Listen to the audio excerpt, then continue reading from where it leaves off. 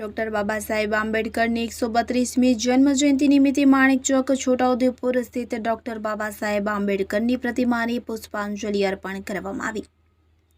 Doctor બાબા સાહેબનો જન્મ 14 April 1891ના રોજ મધ્યપ્રદેશના મહુ પાસેના નાના ગામમાં રામજી માલોજી સકપાલ અને માતા ભીમાબાઈને ત્યાં થયો હતો। ભીમરાવના પિતા રામજી સકપાલ હંમેશા બાળકોના શિક્ષણ પ્રત્યે વિશેષ ધ્યાન રાખતા હતા। સન 1894માં રામજી સકપાલ સેનાની સેવાઓ માથે નિવૃત્ત થઈ ગયા હતા। સેવા નિવૃત્તિ બાદ બાળકોનું શિક્ષણ પ્રત્યે વિશેષ ધ્યાન રાખતા રામજી સકપાલે ભીમરાવ ની ભણવા પ્રત્યેની સવિશેષ રુચિ પારખી જતા તેમને મહારાષ્ટ્રના સતારા પાસેની સરકારી સ્કૂલથી લઈને કોલંબસ યુનિવર્સિટી સહિતની વિશ્વવિખ્યાત યુનિવર્સિટીઓમાં અભ્યાસ અર્થે મોકલવામાં આવ્યા, જેમાં વડોદરા સ્ટેટના મહારાજા સયાજીરાવ ગાયકવાડ પણ ડોક્ટર ભીમરાવ આંબેડકરના અભ્યાસ અર્થે વિદેશ મોકલવામાં મહત્વપૂર્ણ ભૂમિકા અદા કરી હતી।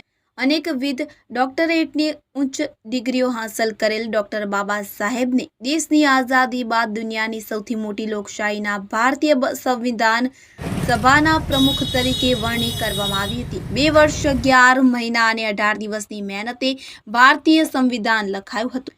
ભારતીય સંવિધાન નિર્માતા ગરીબ, શોષિત, પીડિત વર્ગના લોકોના મહાન ચિંતા કરનાર અને દેશની સામાજિક સમાનતાની રાહ ચીંધનાર દુનિયાની તમામ યુનિવર્સિટીઓ દ્વારા કરવામાં આવેલા સર્વેક્ષણ અનુસાર દુનિયાના બાબા સાહેબનો જન્મ 14 એપ્રિલ 1891માં મહુવા મધ્યપ્રદેશમાં થયો હતો।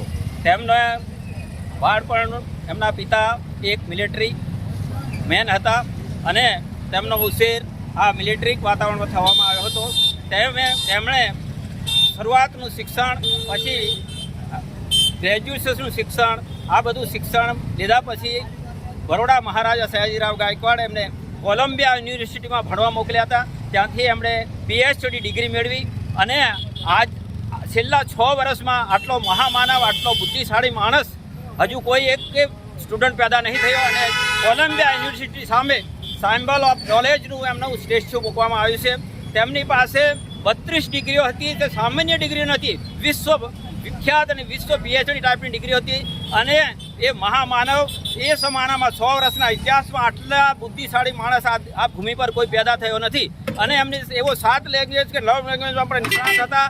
તેમને કોઈ એક ફિલ્ડ એવું નહીં બાકી રાખ્યું કે જેમાં એમના વિચારો એમના મૂક્યા ના હોય। મહિલાઓને મેટર્નિટી લીવથી માંડીને, વેટ પ્રથાથી માંડીને, આ સમાન કાયદો, સમાન હક, સમાન મજૂરી, આ બધી જ વસ્તુમાં એમણે આવ્યું છે। બાબા સાહેબ આદિવાસીઓ માટે અનુસૂચિત 5નો અમલ કરવા માટેનું પણ કીધું છે, અમને હક્કો આપ્યા છે।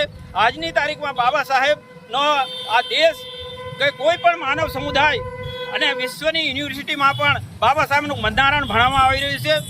આટલું સર્વશ્રેષ્ઠ બંધારણ માટે બાબા સાહેબ કીધું હતું કે મેં આ રથ અહીંયા સુધી લાવ્યો છું, એ રથને તમે આગળ ના લઈ જાઓ તો કંઈ વાંધો નહીં, પણ પાછળ ના જાય એનું ધ્યાન રાખજો। આટલું બાબા સાહેબ કીધું હતું।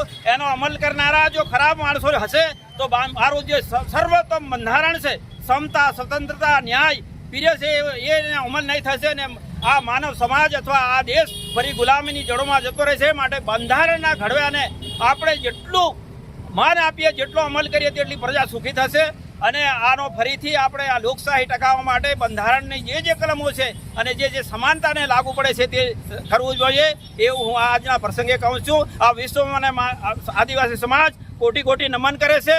બાબા સાહેબ અમર રહો, બાબા સાહેબ અમર રહો, બાબા સાહેબ અમર રહો। અત્યારે જે રીતે સુધારા બિલના નામે બંધારણમાં જે ચેન્જ કરવામાં આવી રહ્યા છે, બંધારણને બદલવાનો પ્રયાસ કરવામાં આવી રહ્યા છે, તેને લઈને શું કહેશો?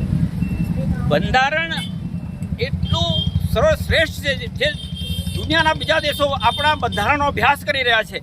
જો બંધારણમાં સુધારો થશે તો ફરીથી આપણે જે પહેલાં જે હજારો વર્ષથી મનુસ્મૃતિ લાગુ પાડવામાં આવી હતી એના લીધે છે જે સમાજમાં ધર્મમાં ભેદભાવ છે, ધર્મથી વર્ણ વ્યવસ્થાથી આ દેશને બહુ નુકસાન છે।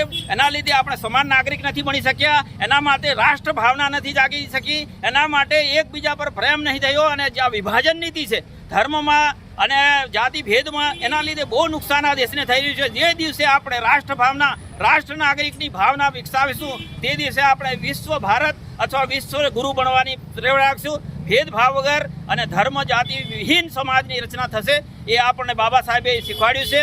આપણા બંધારણના ઘડવૈયાએ આ દેશને આ શિક્ષા, આ નિયમો, આ હક્કો આ બધું આપ્યું છે.